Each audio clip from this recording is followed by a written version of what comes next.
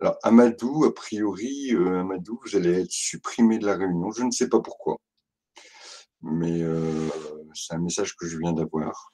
Alors, vous voudrez bien vous reconnecter si vous n'êtes pas déjà parti.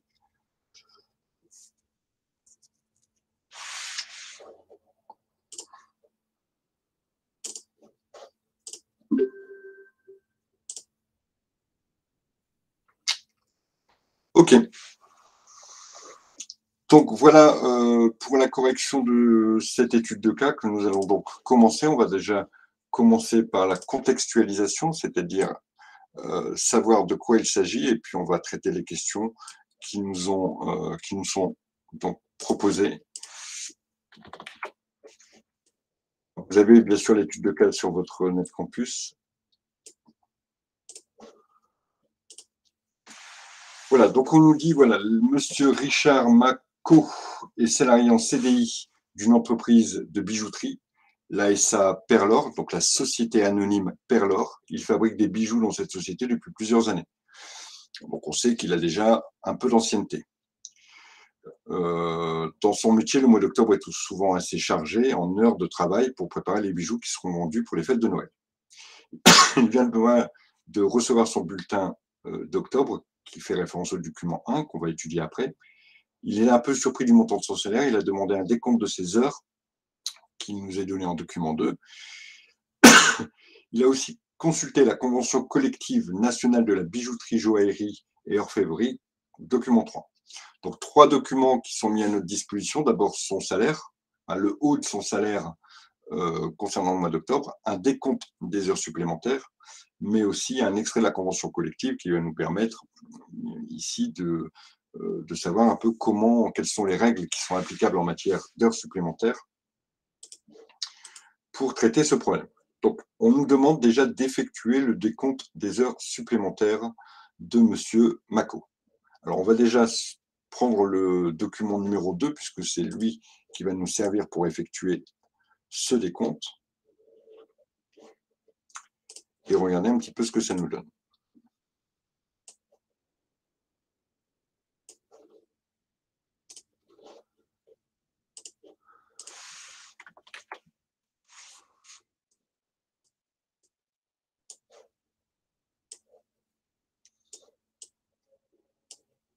Alors, voilà le décompte qui nous est fourni, d'accord? Il fait état donc de 5 semaines sur la période du mois de septembre à octobre, d'accord? Alors,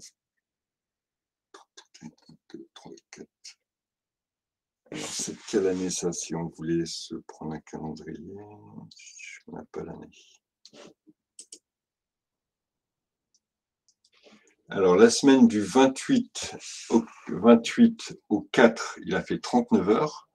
La semaine suivante, il a fait 40 heures. La semaine ici, il a fait 45 heures. Ici, 46 heures. Et ici, 44 heures. Alors d'abord, quelques petites questions subsidiaires. Quelle est la durée maximale qu'un salarié peut faire lors d'une semaine de travail, en dehors de dispositions particulières? Qui est-ce qui peut me répondre à ça? Allez-y, Fouera. 35 heures. 35 heures, ça c'est le maximum, vous croyez, Fouera? Alors, il y avait d'autres personnes qui avaient... Je crois. Alors, on va donner la parole à Chakran, après Abdoul, peut-être. Allez-y, Chakran, si vous voulez nous donner votre point de vue.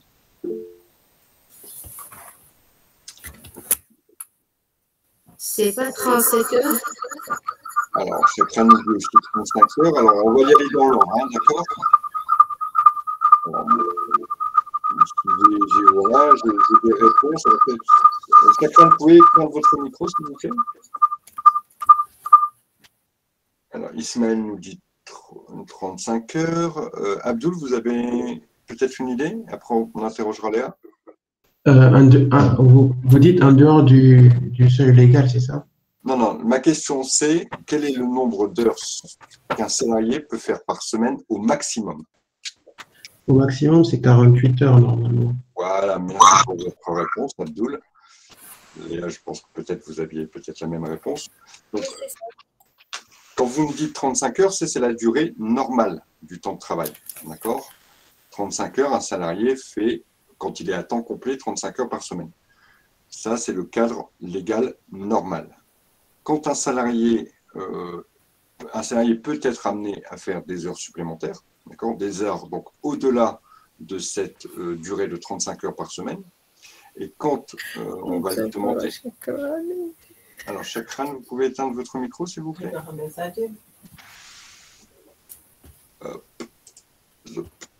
Voilà, je coupe le micro.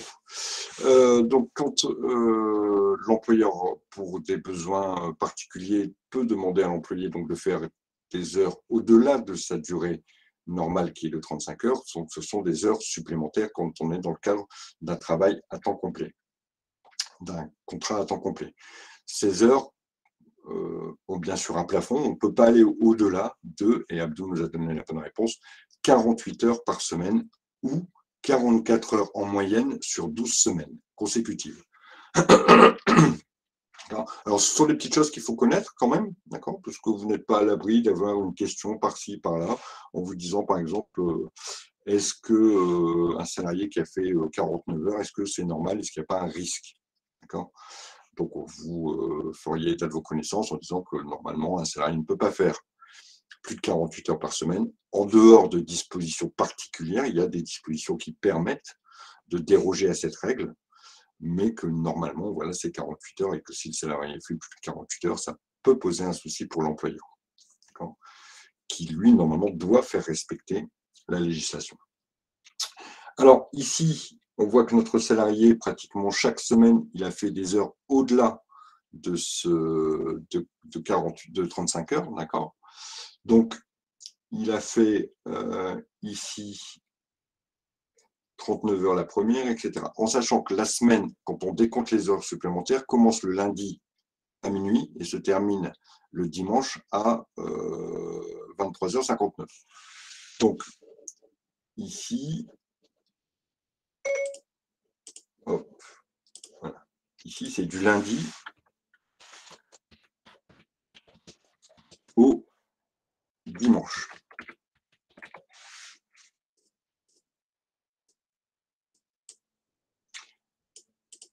Donc, si on fait notre petit décompte, ici, il a fait 4 heures supplémentaires, d'accord?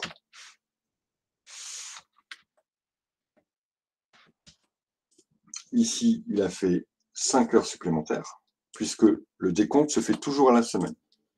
Ici, il a fait 10 heures supplémentaires. Ici, il a fait 11 heures supplémentaires. Et ici, il a fait 9 heures supplémentaires.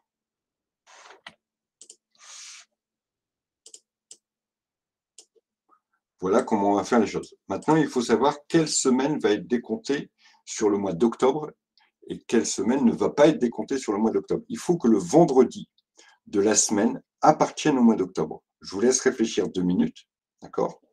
Et vous allez me dire si la semaine 1, on la compte, la 2, on la compte, la 3, on la compte, la 4, on la compte, la 5, on la compte. D'accord? Je vous laisse un peu de temps pour réfléchir. Mohamed, allez-y, je vous écoute, mais ne me donnez pas les réponses tout de suite. Hein. Si c'est pour me donner les réponses, Mohamed, je vous laisse 2-3 minutes là pour réfléchir un peu. Et puis ensuite, je vous donnerai la parole en premier, Mohamed. C'est promis.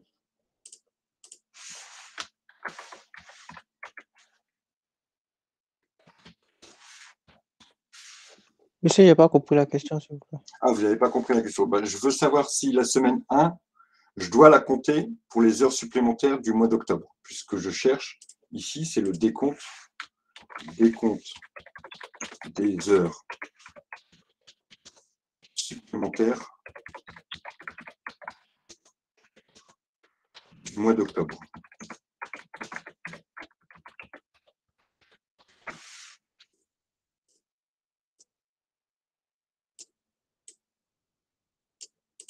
Et vous savez que la règle, c'est il faut que le vendredi de la semaine appartienne au mois d'octobre pour que je puisse le compter sur le mois d'octobre. Sinon, il ne comptera pas sur le mois d'octobre.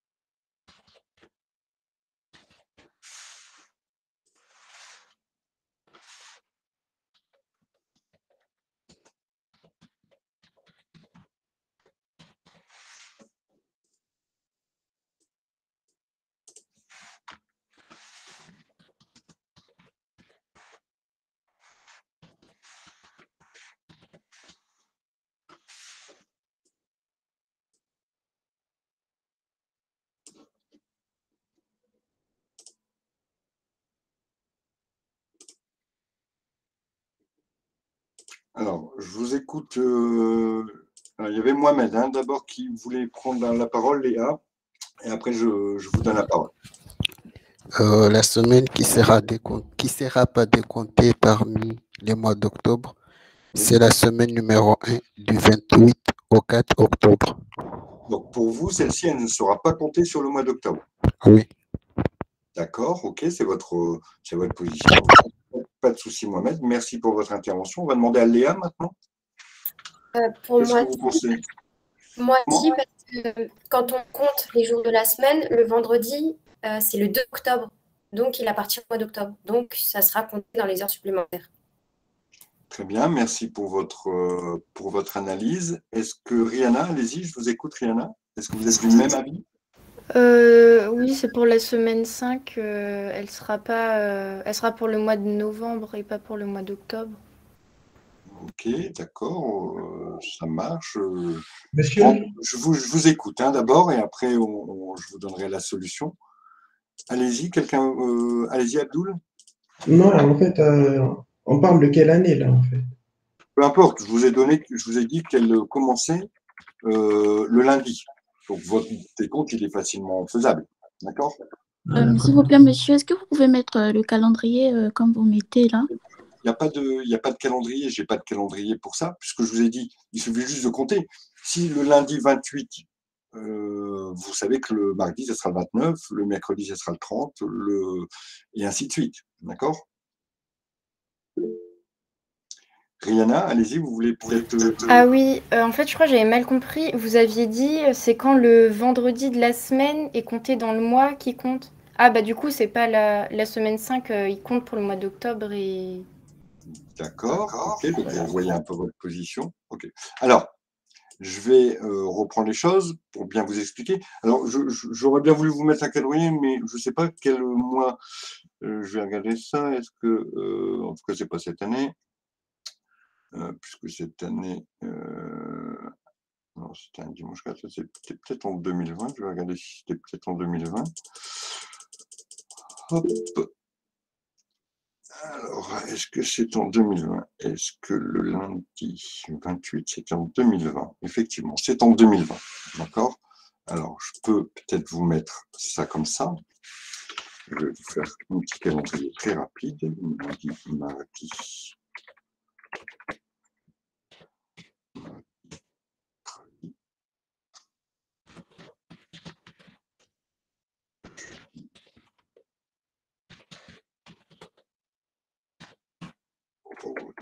Samedi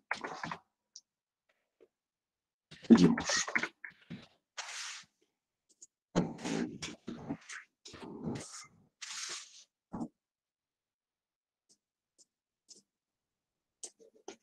Ok, parfait. Ensuite, c'était le samedi.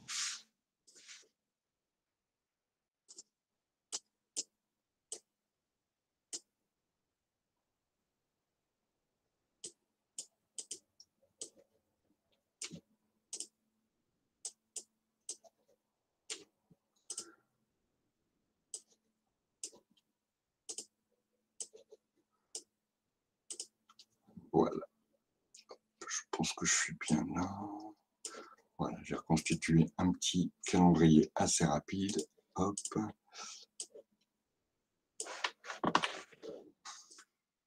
Essayez de vous mettre ici. Voilà. Voilà un petit calendrier très rapide que vous auriez pu deviner. Hein. D'accord? Donc, la semaine 1, celle qui va du 28 au 4 octobre. D'accord? La semaine 1, ici, le vendredi, il appartient. Ce vendredi-là, il appartient au mois d'octobre.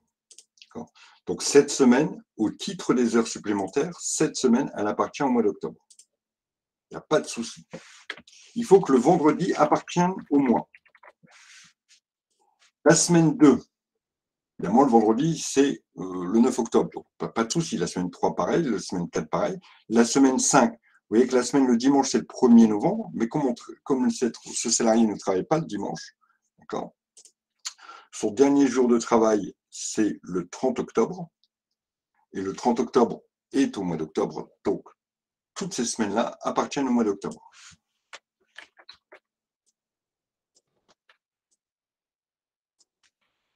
est-ce que c'est compris dans la démarche? On regarde le vendredi de la semaine, ou le dernier jour du travail, ça peut être un samedi aussi, hein, d'accord? On regarde le dernier jour, on regarde le dernier jour de travail de la semaine du salarié. Si ce jour appartient au mois que l'on étudie, alors on compte les heures supplémentaires au titre de ce mois. Si le dernier jour n'appartient pas au mois pour lequel on étudie les heures supplémentaires, alors elles seront reportées sur le mois suivant. Aïta, vous vouliez poser une question?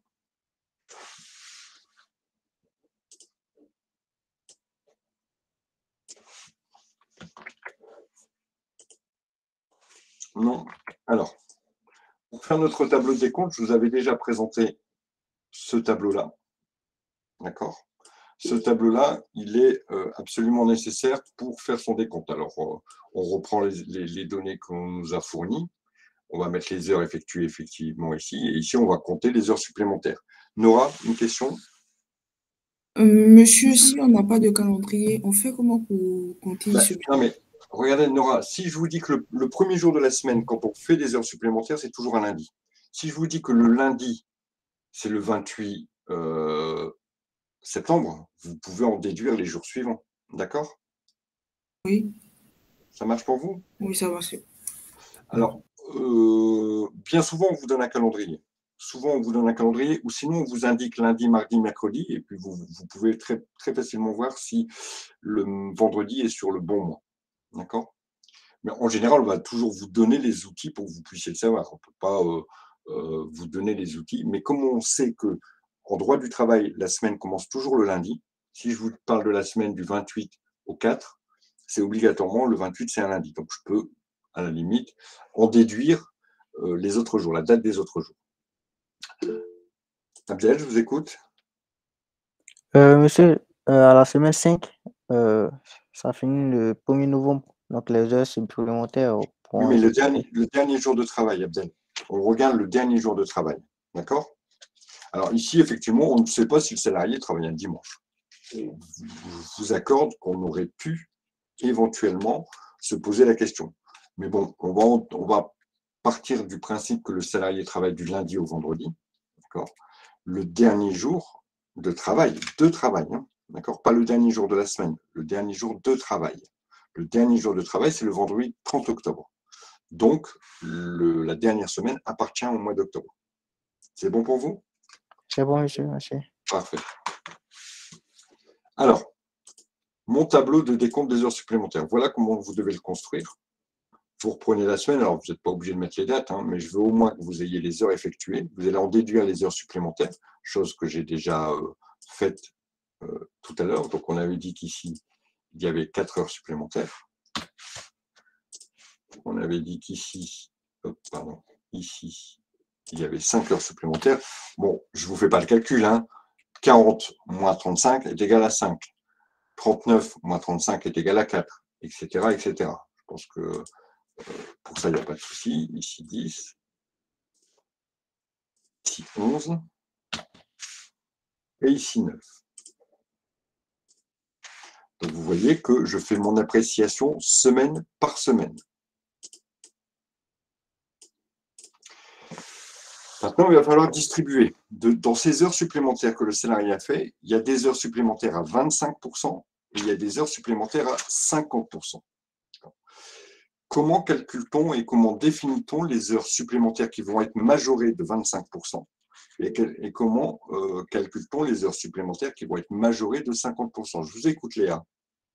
C'est pas à partir de 8, si il fait 8 heures par semaine, c'est à 25%, et au-delà de 8 heures par semaine, c'est à 50%.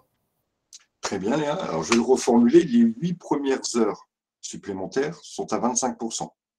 Les autres heures, celles qui sont au-delà de la 8e heure supplémentaire, est majorée à 50%. Ça veut dire qu'ici, les 8 premières sont majorées à 50%. Donc, il n'y en a que 4 à 25%, pardon. Donc, 4. Je vous laisse faire votre petit décompte dans votre coin. D'accord? Je vais simplement noter ici que les 8 premières heures, supplémentaires sont majorées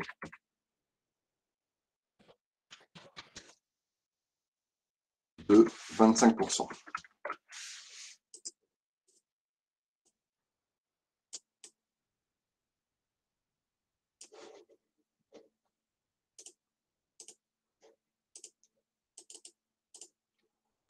Au-delà de la 8e heure, les heures sup au-delà de la 8e heure supplémentaire, au-delà de la 8e heure sup, sont majorées de 50%.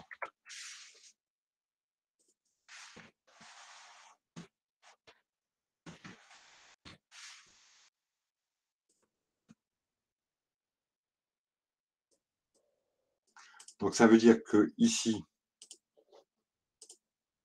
je vais encore avoir 5 heures majorées à 25%. Ici, par contre, je vais avoir 8 heures, les 8 premières à 50%, donc 8 heures ici, et 2 heures majorées à 50%. En dessous, les 8 premières, toujours majorées à 25%. Pourquoi j'ai marqué 10 ici, donc je l'ai dit 2. Et 3 ici. Il faut toujours que ça plus ça, ce soit égal à 10. D'accord ? 8 plus 2 est égal à 10. Donc mes 10 ici, je les ai dispatchés. Les 8 premières à 25%. Et au-delà de la 8e, donc tout le reste, à 50%. Et évidemment, dans le dernier cas, les 8 premières à 50% et une seule heure à 50%. 8 premières à 25%, celles qui sont au-delà de la 8e à 50%. Est-ce qu'on est clair? Est-ce que c'est bon pour tout le monde? Oui. Parfait. Nickel. Alors, une fois que j'ai fait ce petit tableau, je dois maintenant faire mes totaux par type d'heures majorées. Donc, je vais faire le total des heures majorées à 50% et des heures majorées à 25%. Total. Donc, 3 fois 8, 24, 29, 33. Donc, a priori, j'ai 33 heures ici si je n'ai pas fait d'erreur de calcul. Et donc, ici, je vais avoir 6 heures majorées à 50%.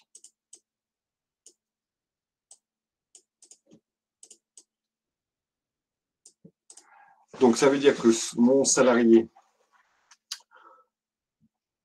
sur son bulletin de paye, doit apparaître les heures majorées à 25% et les heures majorées à 50%. C'est bon pour tout le monde? Ce tableau-là, comme ça, je veux que vous sachiez le faire comme ça. C'est important.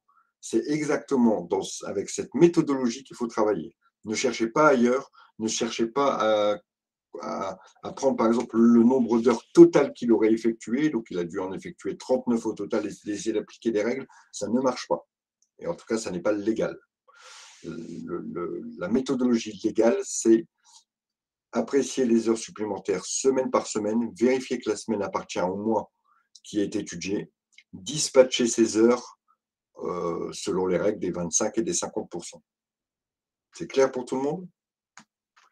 Et je vous conseille vraiment de faire ce tableau pour vous aider à appliquer la méthode. Alors,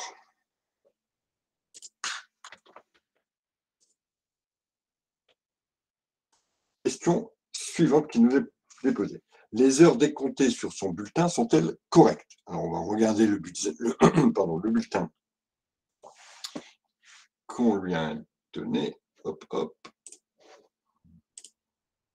Et on va le décortiquer un peu.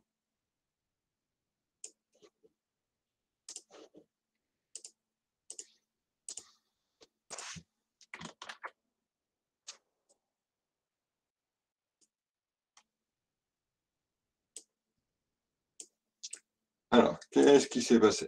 Vous voyez qu'ici, d'abord, sur la présentation de notre bulletin, il y a toujours ce qu'on appelle le salaire de base. Cette partie-là, salaire de base, on l'aura toujours. Dans n'importe quel bulletin, quelle que soit la suite du bulletin. Ça, c'est une donnée qui est contractuelle.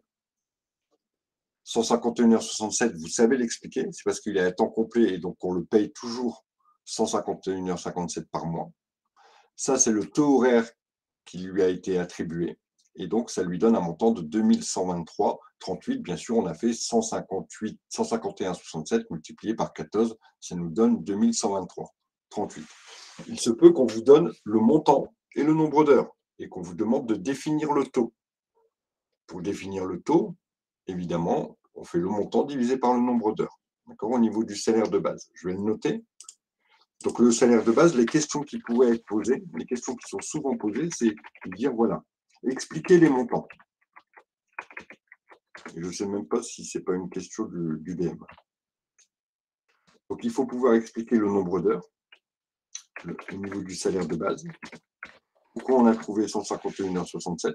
D'où sort ce chiffre ? 151h67, c'est issu de la mensualisation et on en a souvent discuté. C'est 35 heures semaine multiplié par 52 semaines divisé par 12 mois est égal à 151h67. Ce sera toujours comme ça. Un salarié à temps plein. Si on a un salarié à temps partiel, on va faire le même calcul, mais en changeant 35 heures par le nombre d'heures que le salarié effectue par semaine. Le taux,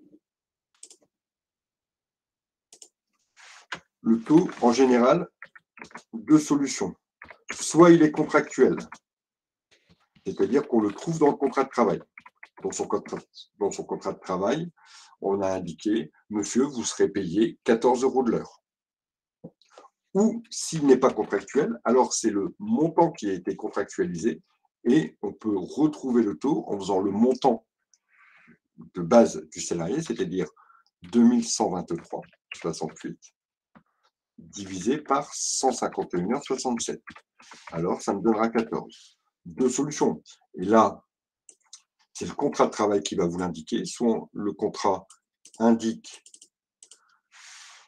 que, je note juste nombre d'heures, voilà, que le salarié va être payé autant de l'heure, ou soit le contrat indique que le salarié touche une rémunération mensuelle de 2123. Donc, si c'est pour un mois et que un mois, c'est 151,67, alors le taux, il est de 2123,38 divisé par 151,67. Maintenant, le montant.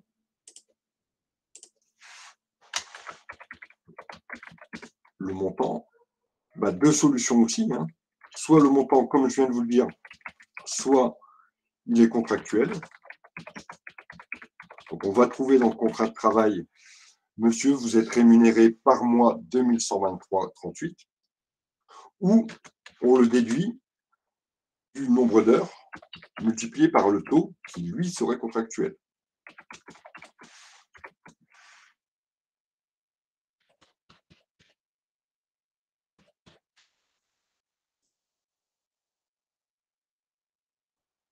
Voilà l'explication de cette première ligne. Ça, c'est le contrat qui nous dit. Ensuite, je ne vais pas détailler les différentes primes. On aura l'occasion de les voir quand on va étudier le haut du salaire. Mais on voit qu'apparaît les heures supplémentaires. Alors, normalement, on devrait avoir deux lignes. Une première ligne sur laquelle va être portées les heures supplémentaires à 25%. Et une deuxième ligne sur laquelle va être portées les heures supplémentaires à 50%. On va d'abord expliquer ici la ligne des 25%. On voit que la ligne des 50% n'y figure pas. On va regarder quelle erreur la personne qui a réalisé la paye aurait pu faire. Donc, ici, bien sûr, ça sera le nombre d'heures. Comment a-t-on obtenu le taux? Donc, d'abord, au niveau des heures supplémentaires, 25%. Bon, le nombre d'heures, lui, il est issu du décompte, celui que l'on a fait précédemment. Alors, ici, il est faux, évidemment, puisque nous, on a un décompte qui nous donne un nombre d'heures qui est différent. Hop. Et hop, ce sera plus logique. Le taux. Le taux, on sait que les heures sont majorées de 25%. Qu'est-ce qui est majoré de 25%? C'est le taux de base. Pour trouver le taux des heures majorées, on fait le taux de base, c'est-à-dire 14 €, multiplié par 1,25, qui nous permet donc d'augmenter le taux de base de 25%. Et évidemment, ça nous donne 17,50. Je n'ai pas fait le calcul, mais je pense qu'il n'y a pas d'erreur sur le calcul. Je n'ai pas vérifié le calcul. Hop, on va quand même le vérifier, parce que si le bulletin est faux, il faut tout vérifier. Pas de souci, le taux, au moins, il est bon. Alors, évidemment, le montant qui va être payé aux salariés, c'est le nombre d'heures fois le taux.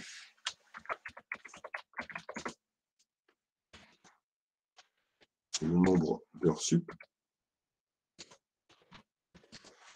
fois le taux majoré. C'est le taux qui a été augmenté de 25%. Ça nous donne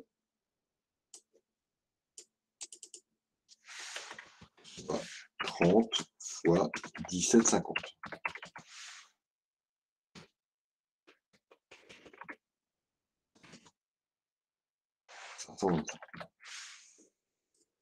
Voilà d'abord l'explication. Ensuite, les autres montants ne nous intéressent pas trop. D'accord ? Les autres montants ne nous intéressent pas trop parce que de toute façon, ce n'est pas l'objet du chapitre.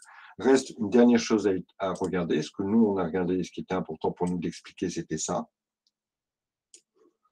C'était le calcul des heures supplémentaires et la rémunération qui est allouée aux salariés pour les heures supplémentaires. Et enfin, dernière ligne qui est importante, c'est le montant du salaire brut. Le montant du salaire brut, c'est le montant, c'est le total de toutes les composantes du salaire.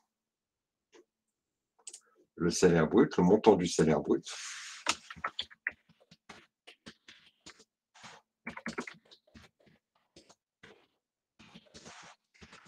c'est le total de toutes les lignes du salaire.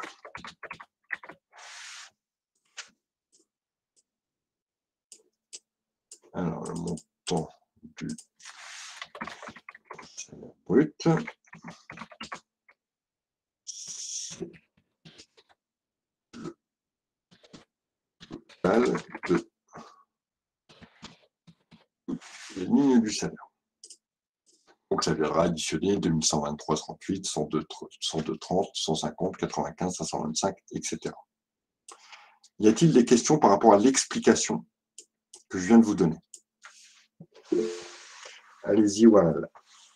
Oui, monsieur, j'ai pas très bien compris comment vous avez trouvé les heures sup à 25%. J'ai pas très bien suivi. Alors, pour la ligne des heures sup à 25%, d'abord, le 30, il est faux. D'accord ? On le sait puisque là, on nous dit vérifier si son bulletin il est bon. D'accord ? Moi, je vous explique déjà ce qui a été fait. Ici, la personne qui a fait le bulletin a décompté, quand elle a fait son calcul, son décompte d'heures supplémentaires, elle a trouvé qu'il y avait 30 heures supplémentaires. Ce qui est faux, hein, puisque nous, on l'a fait et on a trouvé un montant qui était différent, enfin, un total d'heures supplémentaires qui était différent.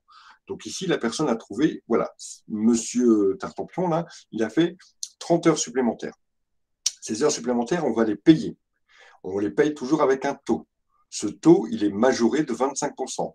Donc, pour trouver le taux, on a fait le taux de base, 14 €, que l'on a multiplié par 1,25 pour l'augmenter de 25%, ce qui nous fait un taux de 17,50, ce qui vous donne l'explication ici du 17,50. Le montant qui sera payé, c'est le nombre d'heures fois le taux horaire, majoré, évidemment. C'est bon pour vous, Warren? C'est bon, monsieur. D'autres questions par rapport à l'explication du bulletin déjà? Alors, qu'est-ce qui a pu se passer? Pour le 1.25, monsieur. Comment? Pour le 1.25, vous l'avez trouvé où? Quand je veux augmenter quelque chose de 25%, puisque les heures, elles sont majorées de 25%, d'accord? Le 1.25, c'est la majoration des 25%. Donc, pour augmenter quelque chose de 25%, je le multiplie par 1,25. C'est bon pour vous, Michael Haddad? Oui, ça va. Quand je vais vouloir calculer des heures majorées à 50%, je vais multiplier par 1,50, tout simplement. Alors ici, qu'est-ce qui a pu se passer?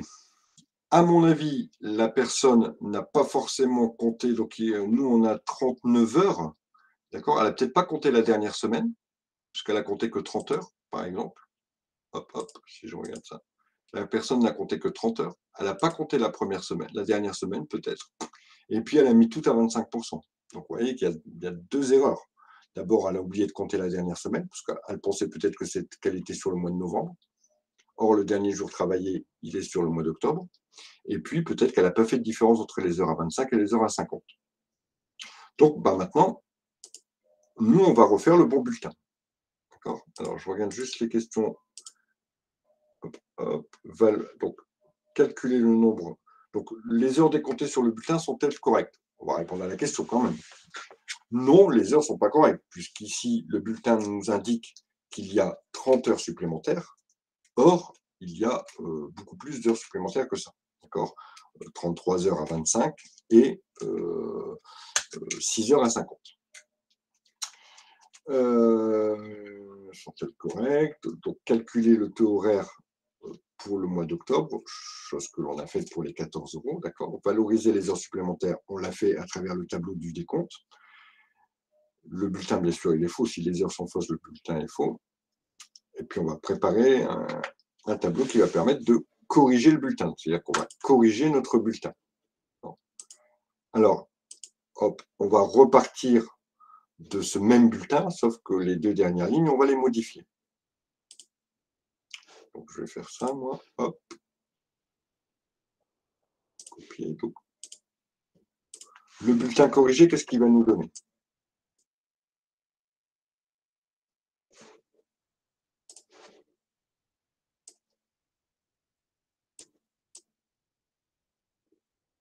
Je ne vais pas le faire comme ça. Hop, là, je ne pourrais pas supprimer les deux dernières lignes. Je vais faire un nouveau.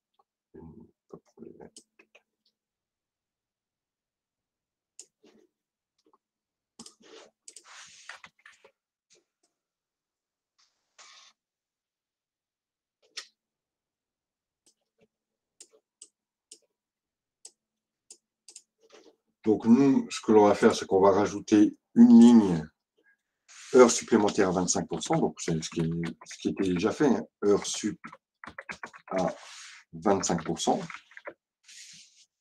Première chose.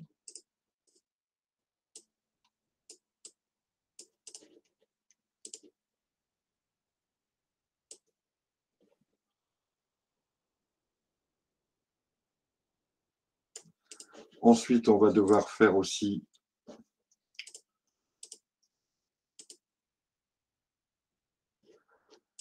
heures sup à 50%, puisqu'il y a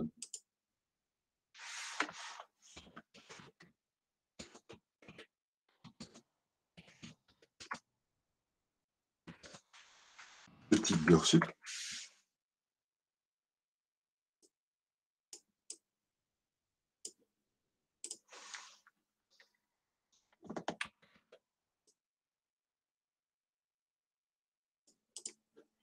Et puis, on va retrouver notre salaire brut et notre total.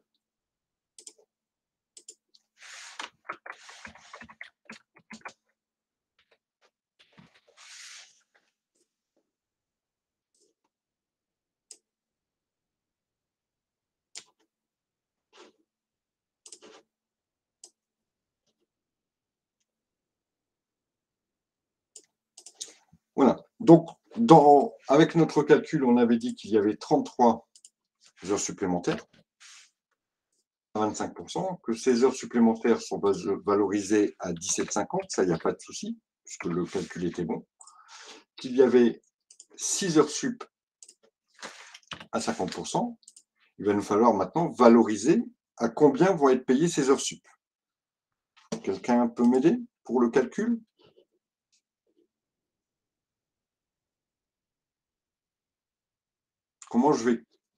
À combien je vais payer ces heures sup qui doivent être majorées de 50%? Allez-y, Mohamed.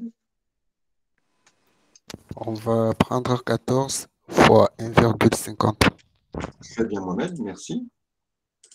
Donc, 14 fois 1,50, ça va nous donner 21 €. On va faire une petite flèche pour indiquer comment on a fait le calcul.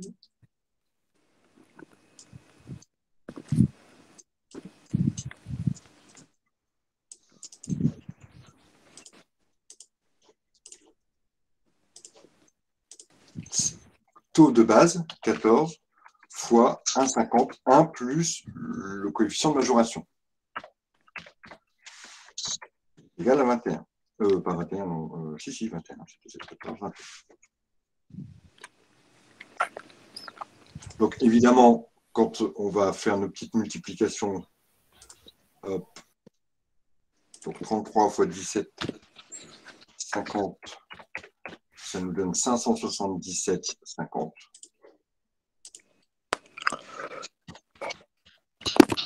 Alors, Warel, est-ce que vous pouvez fermer votre micro, s'il vous plaît? Merci. Et enfin, 6 fois 21, ça va nous donner 126.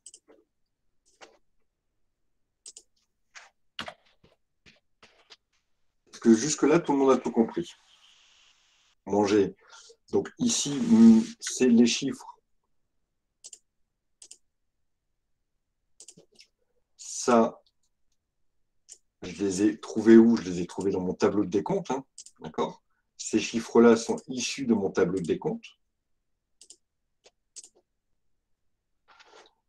La majoration a été calculée en faisant le taux de base fois 1,25 pour les 17,50, donc pour la majoration à 25%, et fois 1,50 pour la majoration à 50%. Et ensuite, j'ai multiplié simplement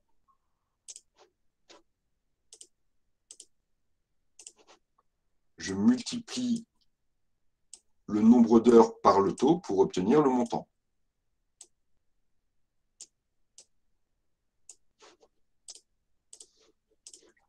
Ici, à chaque fois, j'ai fait nombre d'heures fois taux.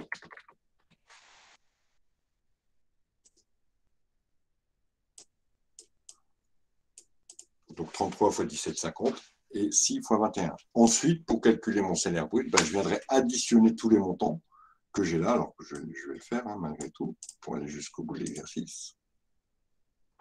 Donc, on avait 2123,38 plus 102,30 plus 150 plus 95 plus 577,50 plus 106. Ça nous fait un salaire brut total de 2174,18. 3174,18. 3174,18. Ça, c'est mon salaire brut.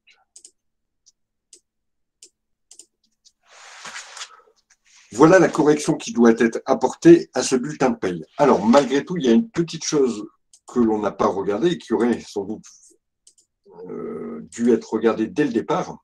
C'est est-ce que la convention collective, puisqu'on voit qu'on a une annexe de la convention collective, est-ce que la convention collective ne nous donnait pas des spécificités par rapport à ce qui doit être applicable dans l'entreprise? Parce que je vous rappelle que la convention collective, c'est les aspects spécifiques applicables à l'entreprise. Ici, la convention collective nous renvoyait aux dispositions légales. Ça veut dire qu'il n'y a rien de particulier. Il n'y a rien de particulier à appliquer. On applique le droit commun. Il dit, voilà, pour la réglementation de la durée du travail des heures supplémentaires, les parties, donc l'employeur et l'employeuse, se réfèrent aux lois et aux décrets en vigueur, c'est-à-dire au Code du travail. En termes clairs, dès qu'on a une stipulation comme celle-ci, ça veut dire pas de particularité applicable à l'entreprise, pas de particularité ou dérogation ou autre applicable.